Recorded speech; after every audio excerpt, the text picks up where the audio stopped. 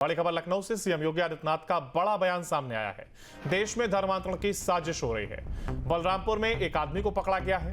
एक आदमी ने रेट लिस्ट तैयार कर रखी है। 40 खातों में 100 करोड़ का ट्रांजैक्शन हुआ है, तो वहीं हिंदू बहन बेटियां उसके निशाने पर थी। देश का स्वरूप बिगाड़ने की कोशिश हो रही है और हम सभी को सतर्क रहना होगा। समाज के दुश्मनों को पराजित करना, ये वो तमाम बातें जो सीएम योगी ने अपने संबोधन के दौरान कही हैं, जहां उन्होंने कहा कि देश में धर्मांतरण की साजिश की जा रही है। तो इसके साथ ही बलरामपुर में एक आदमी को पकड़ा गया है जो कि धर्मांतरण कराता था। इसके साथ उन्होंने कहा कि एक आदमी ने पूरी रेट लिस्ट तैयार कर रखी थी। एक बड़ी साजिश हो रही थी। 40 खातों में 100 करोड़ का ट्रांजैक्शन हुआ है, इसका जिक्र सीएम योगी के द्वारा किया गया।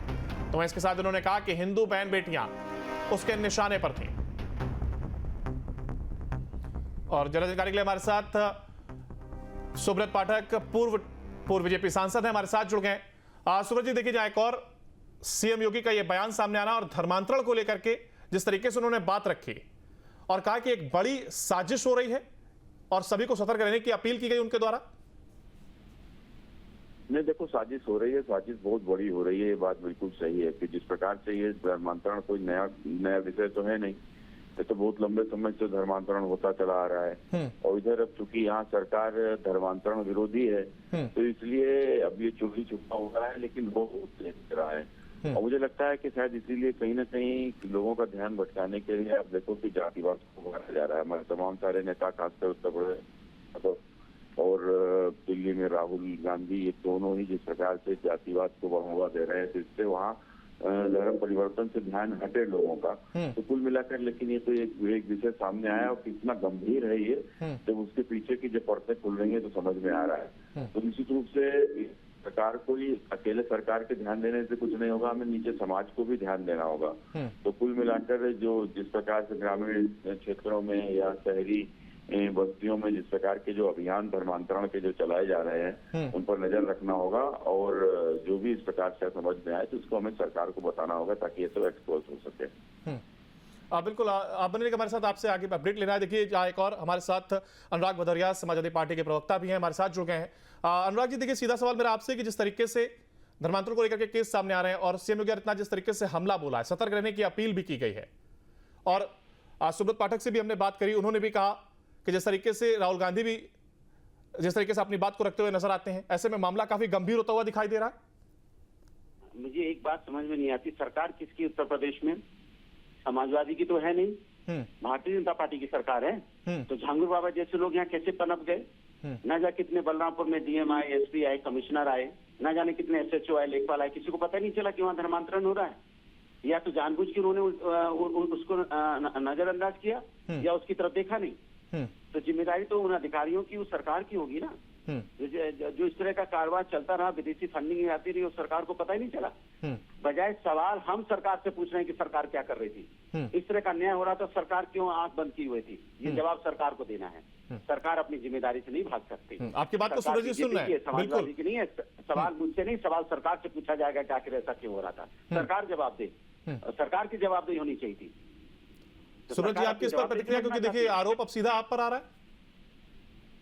नहीं, देखो, ये इन लोगों की आदत है। ये लोगों ने जो बीज बोया है वही अब फल बन के तैयार हुआ है। तो कुल मिलाकर जिस प्रकार की इनकी तुष्टीकरण का ही नतीजा है कि इस प्रकार के लोगों को कहीं ना कहीं आश्रय मिलता है, और जो आश्रय मिलता है तो ये लोग इस प्रकार की हरकत करते हैं, लेकिन ये भूल जाते हैं कि सरकार किसकी है। उत्तर प्रदेश में सरकार की नजरों में आया तो ही तो ये सब हो रहा है। अगर एक भारतीय जनता पार्टी सरकार ना हो रही होती तो पूरी सरकार समाजवादी पार्टी के धर्मांतरण में लगी होती।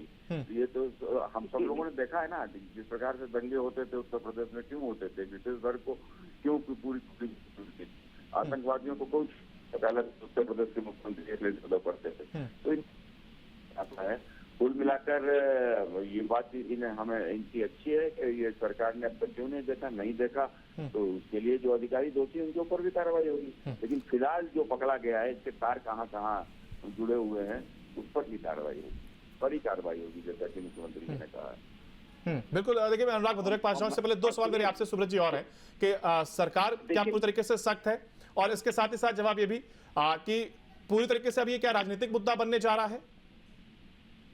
देखो, ये राजनीतिक मुद्दा तो ये का विषय नहीं है, बहुत बड़ा विषय है भारत की जनसंख्यिकी को प्रभावित करने का। और एक नहीं कितने मॉड्यूल निकलते हैं। हम लोगों ने देखा जैसे PFI का 2045 तक भारत में शरिया कानून लागू कर देना, शरिया का शासन लागू कर देना।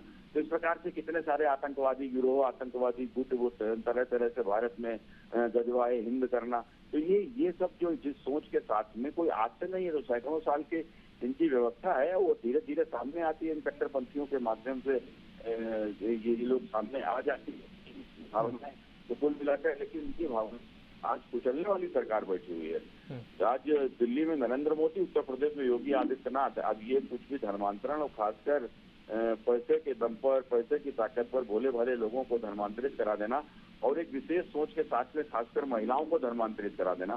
क्योंकि एक महिला यदि उसकी शादी हिंदू के साथ होगी तो उसे हिंदू बच्चे पैदा करेगी, और यदि वही महिला उसकी शादी यदि किसी मुस्लिम के साथ हो जाएगी तो मुस्लिम आबादी बढ़ेगी। इस सोच के साथ महिलाओं को जवाब दे दूं ऐसी महिलाओं को, तो ये मॉड्यूल सामने आया है और कार्रवाई होगी जो सोचा भी नहीं होगा लोगों ने। बिल्कुल अनुराग भदौरिया, आप अपनी बात रखना चाह रहे हैं। इसके साथ ही जवाब ये भी कि देखिए उनकी ओर से कहा गया है कि ये चीज एक दिन में तैयार नहीं हो जाती है, काफी पहले से काफी पहले सालों से पूरी तैयारी की गई थी। सुनिए, 8.5 साल से सरकार है, एक दिन से नहीं है। और 8.5 साल मतलब समझते हो, 1 डिकेड के करीब। और इस तरह का काम चलता रहा, सरकार को भनक नहीं पड़ी और सरकार ने नहीं पकड़ा है। शिकायत पे जब शिकायत किए लोगों ने तब जाके इनका सरकार ने कार्रवाई की है। कोई सरकार के अधिकारी ने नहीं पकड़ा था जाके, पहले लोगों ने शिकायत किया कि वहां से निकल के वहां का एक नौकर था, उसने शिकायत किया कि उसकी शिकायत पे कार्रवाई हो रही। सोचिए आप, माने सरकार को नहीं पता चला। इसके मतलब सरकार जवाबदेही है, सरकार जिम्मेदारी से नहीं भाग सकती हर बात पे। इनके पास क्या पता है क्या है, 2-3 है हर बात पे। आतंकवादी, हर बात पे इस्लामीकरण। अरे भैया, आप अपनी जिम्मेदारी से मत भागिए। इस समाज के अंदर में बताइए, जो मैं इनसे पूछना चाहता हूँ, जिस तरह से वहाँ पे कथावाचक की चुटिया काट दी गई, वो कौन लोग थे? उसका सर मुड़वा दिया गया, कौन लोग थे? आप धर्म की राजनीति करा रहे हैं, जात की राजनीति करा रहे हैं, आपके यहाँ भाषा की राजनीति हो रही है। मराठी बोलो तुम पे, यहाँ उत्तर भारतीय को पीटोगे आप। कमाल का है, आपने कैसा देश बना दिया है। ये हमारा देश जो वसुधैव कुटुंबकम की बात करता था, सबको अपनाने की बात करता था, अनेकता में एकता की बात करता था, और आपने कैसा देश बना दिया। कहीं भाषा के नाम पे लड़ाई हो रही है, कहीं धर्म के नाम पे नफरत फैला रहे हो आप, कभी जात के नाम पे चोटी काट दे रहे हैं आप। कमाल की बात कर रहे हैं आप। कैसा देश बनाना चाहते हैं? ये हिंदुस्तान है क्या? हिंदुस्तान तो ऐसा देश। भदौरिया जी, किस तरफ आपका इशारा है? क्योंकि देखिए कई 100 करोड़ का ये मामला जो झांगुर बाबा का सामने आया है, ये क्या जो आपने 8.5 साल का जिक्र किया, क्या इतने ही समय काल में खड़ा किया जा सकता है, आप ये कह रहे हैं? और इसके साथ ही साथ जो धर्मांतरण हो रहा है, इस पर आपकी क्या प्रतिक्रिया है? क्या इसको नहीं रोका जाना चाहिए? बिल्कुल गलत है, बिल्कुल गलत है। इलीगल धर्मांतरण होना बिल्कुल गलत है और सरकार के नाक के नीचे हुआ है। सरकार अपनी जिम्मेदारी से नहीं भाग सकती। और सरकार जब ऐसे शिकायत पे सरकार यहाँ पे ये केस खुला है, सरकार ने नहीं पकड़ा। इसलिए मैं कह रहा हूँ, ना जाने कितने SDM, SSP, SHO आए। क्या आपको नहीं पता है कि SHO को नहीं पता होता कि कहाँ क्या हो रहा है? इतना बड़े फंडिंग हो गई, इतना बड़ा काम हो रहा था और वहाँ पे सरकार को पता ही नहीं चला। सवाल सरकार से है। और सरकार अपनी इज्जत बचाने के लिए वही राजनीति करने लग जाती है, हिंदू मुस्लिम। अरे हिंदू मुस्लिम क्या होता है भाई? हिंदू हो या मुस्लिम हो, गलत काम करेगा उसको सजा मिलेगी कानूनी, और कानूनी कार्रवाई होनी भी चाहिए। और वहाँ पे जिस तरह का धर्मांतरण हो रहा था, इलीगल हो रहा था, कानूनी कार्रवाई हो, ठोक के हो। मैं तो कहता हूँ कि सरकार के पास, सरकार को भी तो अपने ऊपर कार्रवाई करनी पड़ेगी कि आपके नाक के नीचे हो रहा था। आप इतने दिन तक क्या कर रहे थे? 8.5 साल बहुत होते हैं। 8.5 साल में दुनिया बदल जाती है और ये लोग अभी तक वही राग गा रहे हैं। 2017 के जो बात है उसी पे हमारी पिछली सरकार को कोसते रहेंगे। झूठ है।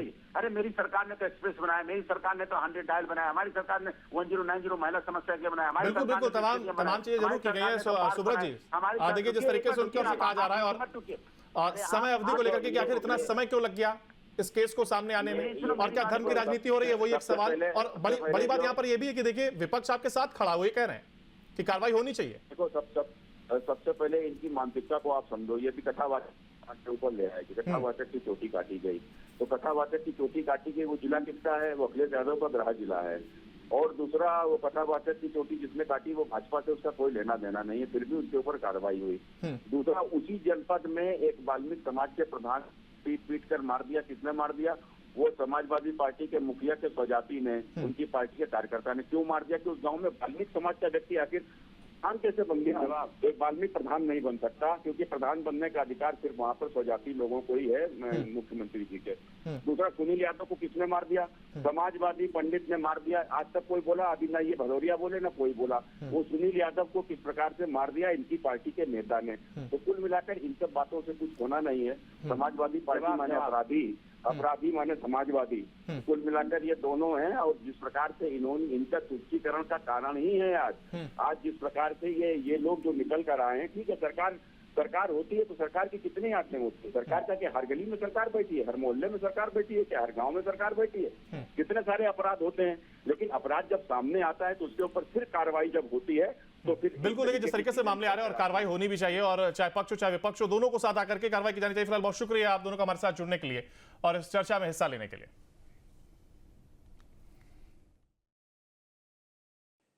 कि पीलीभीत और अन्य कुछ स्थानों पर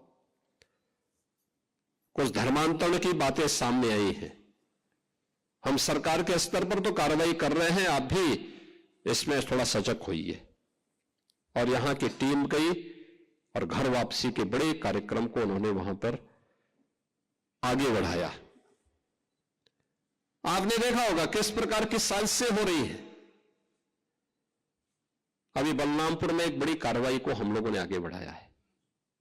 आपने देखा होगा, उसने रेट तय किए थे। यानी कैसे धर्मांतरण के कार्यक्रम को आगे बढ़ाना है।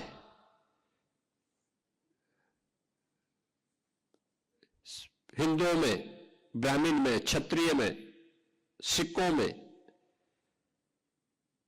अन्य ओबीसी जातियों में, अनुसूचित जाति जनजाति के लोगों को कैसे धर्मांतरित करना, सबके रेट उसने तय किए हुए थे। विदेशों से उसमें धनराशि आ रही थी। आप सोचिए, 100 करोड़ से अधिक का ट्रांजैक्शन अब तक उसके 40 खातों में प्राप्त हुआ है और लगातार उस अभियान को आगे बढ़ाने का कार्य कर रहा था। एक लोग किस रूप में देश का स्वरूप बिगाड़ने का काम कर रहे हैं। परिस्थितियां बदली हैं, उद्देश्य उनका वही है जो उस समय था। हां, काम का तरीका उन्होंने बदला है। जहां भक्ति है हर शब्द में, कथाओं में छुपे हैं दिव्य रहस्य और ज्योतिष देता है जीवन को दिशा। धर्म से जुड़ी हर बातों को जानने के लिए हमारे चैनल स्तुति को सब्सक्राइब करें। चैनल पर जाने के लिए इस लिंक पर क्लिक करें।